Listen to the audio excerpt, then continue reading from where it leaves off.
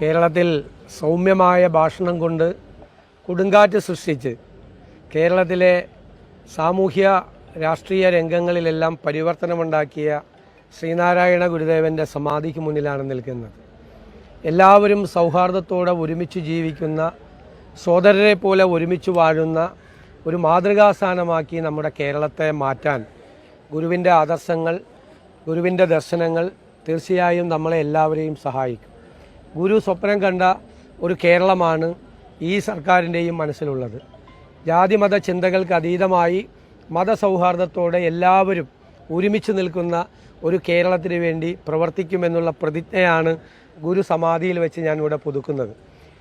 രണ്ടാമതൊരു കാര്യം, ശിവഗിരി എന്ന് പറയുന്നത് ഗുരുദേവൻ്റെ സാമീപ്യം കൊണ്ടും സാന്നിധ്യം കൊണ്ടും പവിത്രമായി മാറിയ ഒരു സ്ഥലമാണ്. കേരളത്തിലെ ഏറ്റവും പ്രശസ്തമായ ഒരു തീർത്ഥാടന കേന്ദ്രമാണ്. ഇത് ഒരു അന്താരാഷ്ട്ര നിലവാരത്തിലുള്ള തീർത്ഥാടന കേന്ദ്രമാക്കി മാറ്റാനുള്ള എല്ലാ സഹായവും സർക്കാരിൻ്റെ ഭാഗത്തു നിന്നുണ്ടാവും തീർച്ചയായും.